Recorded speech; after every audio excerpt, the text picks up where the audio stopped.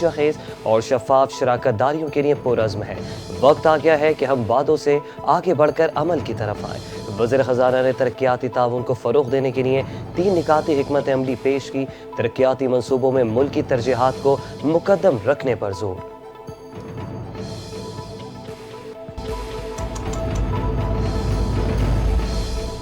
دریائے سوات میں سیاحوں کے جاں بحق ہونے سے متعلق درخواست پر سماعت ہوئی۔ پشاور ہائی کورٹ نے کمشنر مالاکنڈ اور دیگر متعلقہ افسران کو طلب کر لیا۔ چیف جسٹس نے استفسار کیا کہ سیاحوں کو بروقت کیوں ریسکیو نہیں کیا گیا، سیاحوں کو ڈرون کے ذریعے حفاظتی جیکٹس کیوں نہیں دی گئیں، دریا اور سیاحتی مقامات کی دیکھ بھال کس کی ذمہ داری ہے۔ عدالت نے سماعت کل تک ملتوی کر دی۔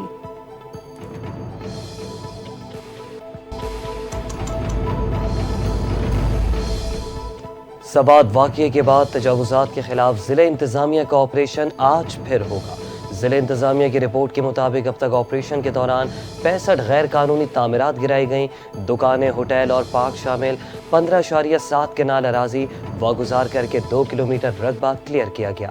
تجاوزات قائم کرنے پر 25 افراد کے خلاف مقدمات درج۔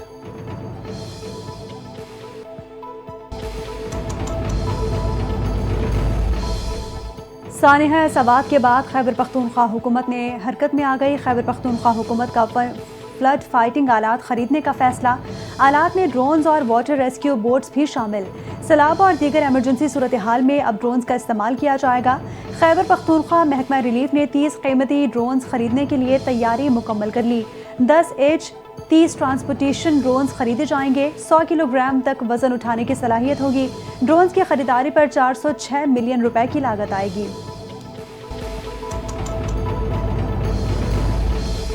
سانحہ سوات میں غفلت کے مرتکب افراد کے خلاف کارروائی کی جا رہی ہے۔ بیرسٹر سیف کی صوبائی وفد کے ہمراہ سانحہ سوات میں جاں بحق افراد کے لواحقین سے ملاقات۔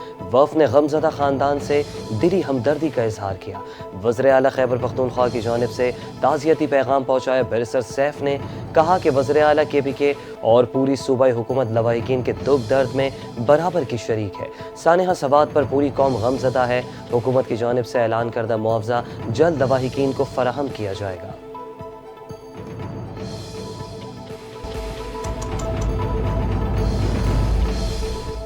چینی کی قیمتوں پر قابو پانے کے لیے حکومت کا بڑا اقدام۔ حکومت نے چینی کی قیمتوں میں ممکنہ اضافے کو روکنے کے لیے 5 لاکھ ٹن چینی درآمد کرنے کا فیصلہ کر لیا۔ اعلیٰ سطح اجلاس میں کیے گئے فیصلے کے مطابق چینی ذخیرہ کرنے اور مہنگی فروخت کرنے والوں کے خلاف سخت کارروائی کی جائے گی۔ چینی کی قیمت میں کسی صورت اضافہ نہیں ہونے دیا جائے گا۔ عوام کو ریلیف فراہم کرنا اولین ترجیح ہے۔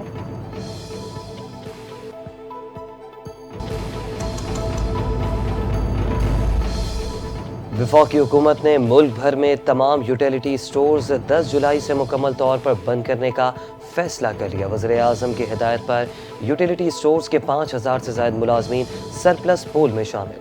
ملازمین کو رضاکارانہ سیپریشن اسکیم آفر کی جائے گی۔ یوٹیلیٹی سٹورز کارپوریشن کی MD کی زیر صدارت اجلاس میں سٹورز پر موجود تمام سامان کو مرحلہ وار ویئر ہاؤسز میں منتقل کرنے کا فیصلہ۔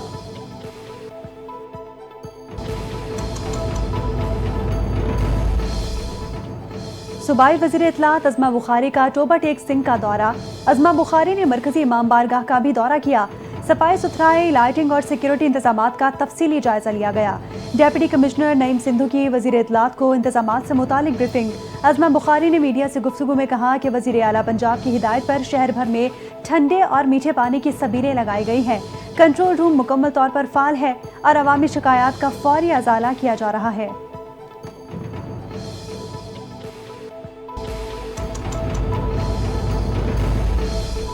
وزیر دفاع خواجہ آصف کا وفاقی اور پنجاب حکومت میں پیپلز پارٹی کی شمولیت کا اشارہ۔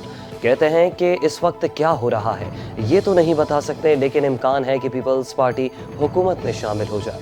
پیپلز پارٹی کی حکومت میں شمولیت اچھی بات ہوگی۔ پیپلز پارٹی سے حکومت کے رابطوں کی تفصیلات کا انہیں علم نہیں۔ پیپلز پارٹی اور مسلم لیگ نون قومی ایجنڈے پر مل کر کام کر سکتے ہیں۔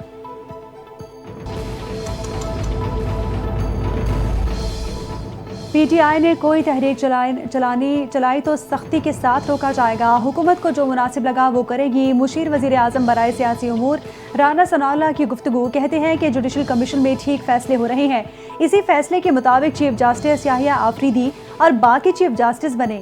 پی ٹی آئی کو 2024 کے الیکشن پر اعتراض ہے، 2018 کے الیکشن میں ہمیں بھی اعتراض تھا، اگر یہ صوبائی اسمبلیاں نہ توڑنے دیتے تو 9 مئی نہ ہوتا، اگر حکومت کو 2 یا 3 سال مل جائیں تو ہم معاشی بحران سے نکل جائیں گے۔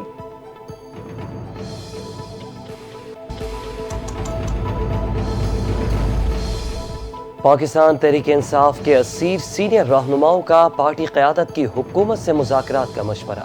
سینئر نائب صدر مخدوم شاہ محمود قریشی، میاں محمود الرشید سمیت پی ٹی آئی رہنماؤں نے خط لکھ دیا، کھلے خط میں حکومت سے مذاکرات کرنے کی تجویز، حکومت سے مذاکرات کو بانی چیئرمین سے ملاقات پر مشروط کر دیا۔ خط میں کہا گیا کہ ملک کی تاریخ کے بدترین بحران سے نکلنے کا واحد راستہ مذاکرات ہے، مذاکرات ہر سطح پر ہونے چاہیے۔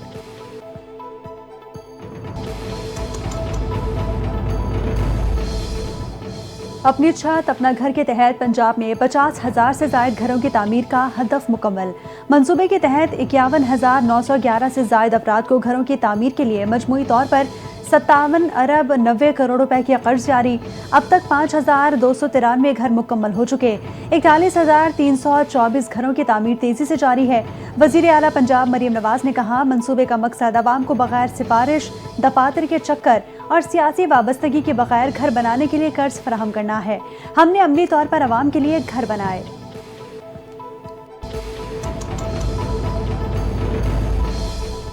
مخصوص نشستوں کی تقسیم سے متعلق الیکشن کمیشن کا طریقہ کار چیلنج۔ عوامی نیشنل پارٹی نے پشاور ہائی کورٹ میں درخواست دے دی، الیکشن کمیشن اور اسپیکر کے پی کے اسمبلی کو فریق بنایا ہے۔ درخواست میں موقف اختیار کیا کہ الیکشن کمیشن نے مخصوص نشستوں کی تقسیم ٹھیک نہیں کی، جنرل الیکشن میں ایک سیٹ ملنے پر ایک مخصوص نشست دی گئی۔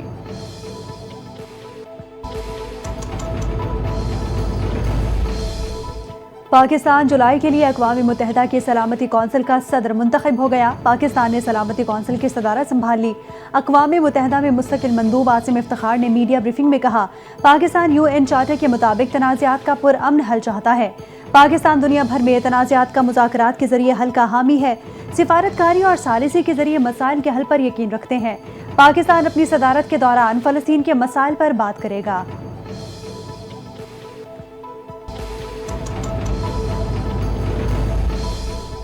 پاکستان نے جنرل اسمبلی میں بھارت کا بھیانک چہرہ بے نقاب کر دیا ہے۔ پاکستانی سیکنڈ سیکرٹری ربیہ اعجاز کا اقوام متحدہ کی جنرل اسمبلی سے خطاب، کہا کہ بھارتی مندوب کے ریمارکس کا جواب دینے پر مجبور ہونا پڑ رہا ہے۔ بی جے پی RSS کے تحت بھارت ایک اکثریتی آمریت میں تبدیل ہو چکا، تمام اقلیتیں مسلمان، عیسائی اور دلت مسلسل خوف و جبر کے سائے تلے زندگی گزار رہے ہیں، بلڈوز اجتماعی سزا کی ذریعہ بن چکے ہیں۔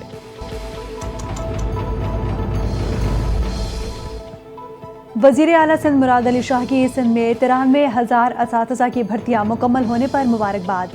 میرٹ پر بھرتیاں مکمل کرنے پر وزیر تعلیم کو بھی خراج تحسین، کہا کہ چیئرمین بلاول بھٹو زرداری کی ویژن کے مطابق تعلیم حکومت سندھ کی ترجیحات میں شامل ہے۔ نئے اساتذہ میں خواتین، خصوصی افراد اور اقلیتی برادری کے افراد کو بھی میرٹ پر موقع دیا گیا۔ ان بھرتیوں سے سرکاری اسکولوں میں اساتذہ کی کمی کو دور کرنے میں مدد ملے گی۔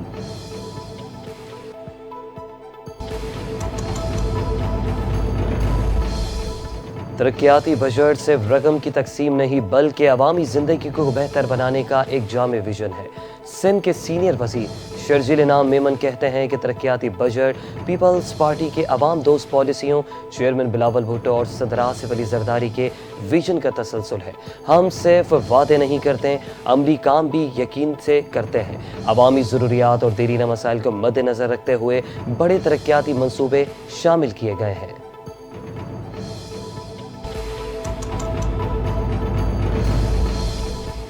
حکومت کا پولیو کے مکمل خاتمے کے لیے 15 سال تک کے بچوں کو ویکسین دینے کا فیصلہ 5 سال سے زائد عمر کے بچوں میں پولیو کے کیسز سامنے آنے کے بعد کیا گیا۔ وفاقی وزیر برائے صحت مصطفیٰ کمال کہتے ہیں، پاکستان سے پولیو کے مکمل خاتمے کے لیے نئی ڈیڈ لائن دسمبر 2026 ہے۔ ڈریپ کو ڈیجیٹائز کر رہے ہیں، جس کا ایک ہفتے بعد وزیر اعظم باقاعدہ افتتاح کریں گے۔ شہباز شریف جلد نئی ہیلتھ پالیسی کی منظوری بھی دیں گے۔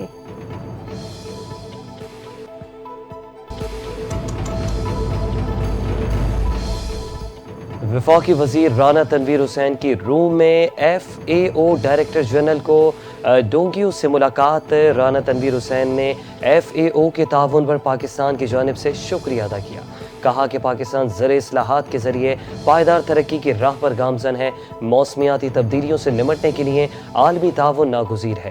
وفاقی وزیر کی FAO سے کلائمیٹ فائننسنگ تک رسائی میں مدد کی اپیل۔ FAO ڈائریکٹر جنرل نے پاکستان کے زرعی اصلاحاتی ایجنڈے کو سراہا۔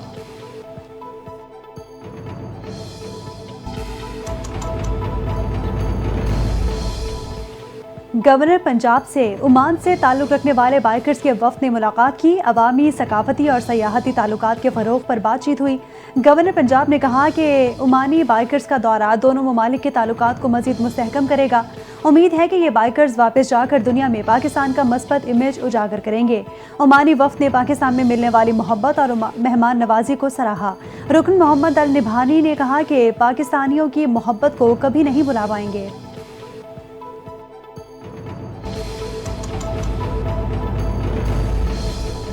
پیٹرولیم مصنوعات کی قیمتوں میں اضافے کے آفٹر شاکس ٹرانسپورٹرز نے بین الاضلاعی سفر کے کرایوں میں نمایاں اضافہ کر دیا۔ مسافر پریشان۔ لاہور سے کراچی یا کوئٹہ کا کرایہ 300 روپے اضافے کے بعد 5800 روپے مقرر۔ راولپنڈی کا کرایہ 2800، ملتان کا 2500 اور پشاور کا کرایہ 3300 روپے تک جا پہنچا۔ مسافروں کا حکومت سے کرایوں میں خود ساختہ اضافے کا نوٹس اور ریلیف فراہم کرنے کے لیے فوری اقدامات کا مطالبہ۔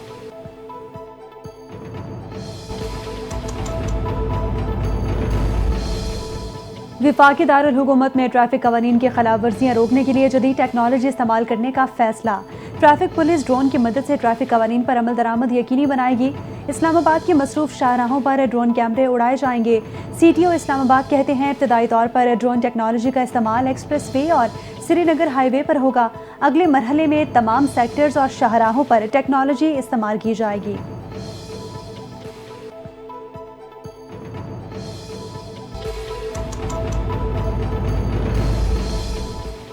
PDA میں پنجاب کا فلیش فلڈنگ سے بچاؤ کے لیے اہم اقدامات کا اعلان۔ سیالکوٹ، ناروال، گجرانوالہ، ڈیرہ غازی خان اور راجن پور کے ڈپٹی کمشنرز کو خصوصی مراسلہ جاری۔ ایمرجنسی انتظامات، ریسکیو بوٹ سے لائف جیکٹس، ادویات اور امدادی عملہ پیشگی تعینات کرنے کی ہدایت۔ دریاؤں، نہروں اور برساتی نالوں میں نہانے پر دفعہ 144 کے تحت مکمل پابندی عائد۔ خلاف ورزی پر سخت کارروائی کی جائے گی۔ ملک میں پولیو کا ایک اور کیس سامنے آ گیا۔ ملک بھر میں رواں سال کیسز کی تعداد 14 ہو گئی۔ نیشنل ایمرجنسی آپریشن سینٹر کے مطابق پولیو کا نیا کیس شمالی وزیرستان کے میران شاہ سے رپورٹ ہوا۔ 19 ماہ کے بچے میں پولیو وائرس کی تصدیق۔ رواں سال خیبر پختونخوا سے 8، سندھ سے 4، پنجاب سے 1 اور گلگت بلتستان سے 1 پولیو کیس رپورٹ ہو چکے۔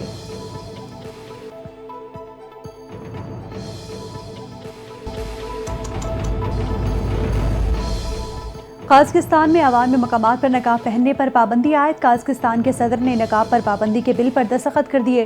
دستخط شدہ بل میں کہا گیا کہ چہرے کی شناخت میں مداخلت کرنے والے لباس پر عوامی سطح پر پابندی عائد کی جائے گی۔ قازقستان سے قبل وسطی ایشیا کے کچھ دیگر ممالک بھی خواتین کے نقاب یا حجاب پہننے پر پابندی عائد کر چکے ہیں۔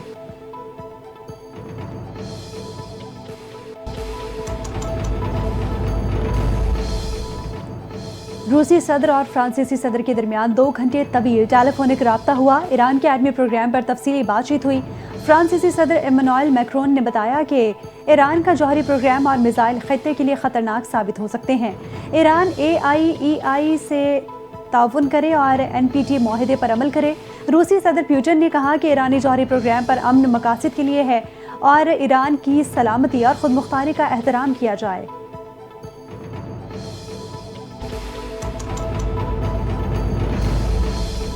ایرانی صدر مسعود پزشکیان کی عالمی ایٹمی توانائی ایجنسی کے تعاون معطل کرنے کے قانون کی منظوری دے دی۔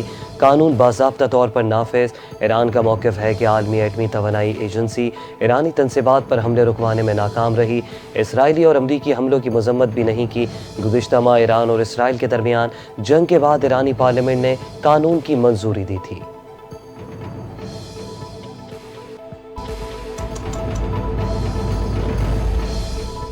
سعودی عرب میں زچگی کے بعد ملازمت پیشہ خواتین کو 3 ماہ تک تنخواہ کے قانون پر عمل شروع۔ سوشل سیکورٹی انشورنس پالیسی سے متعلق شاہی قانون کی منظوری 2 جولائی 2024 کو دی گئی تھی۔ سعودی جرنل سوشل انشورنس کے مطابق زچگی الاؤنس سعودی اور غیر ملکی خواتین کے لیے یکساں ہوگا۔ زچگی الاؤنس ولادت کے فوری بعد سے 3 ماہ تک ادا کیا جائے گا۔ اگر نومولود بیمار یا معذور ہو تو الاؤنس میں 1 ماہ کے لیے مشروط اضافہ ممکن ہوگا۔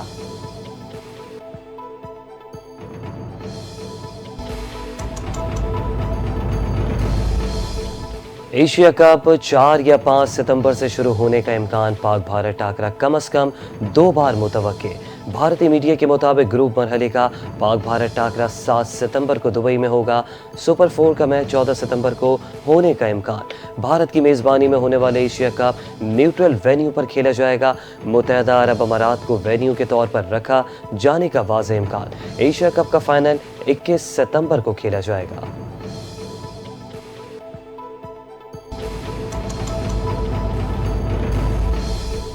دورہ بنگلہ دیش سے قبل قومی ٹیم فٹنس مسائل کا شکار۔ آل راؤنڈر شاداب خان دائیں کندھے کی تکلیف میں مبتلا، ڈاکٹرز نے شاداب کو سرجری تجویز کر دی۔ فاسٹ بولر نسیم شاہ اور محمد وسیم جونیئر بھی مکمل طور پر فٹ نہیں۔ نسیم شاہ اور محمد وسیم کی آئندہ سیریز کے لیے دستیابی مشکوک۔ فاسٹ بولر سلمان مرزا اور لیفٹ آرم سپنر سفیان مقیم کی شمولیت کا امکان ہے۔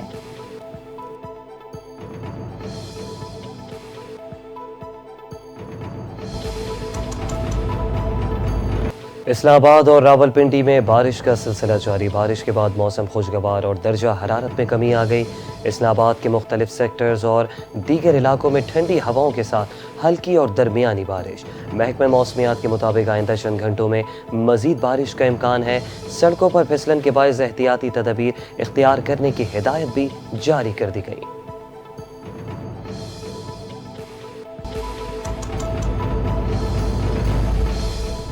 اور پاک پتن میں عظیم صوفی بزرگ حضرت بابا فرید الدین مسعود گنشکر رحمۃ اللہ علیہ کا عرس جاری۔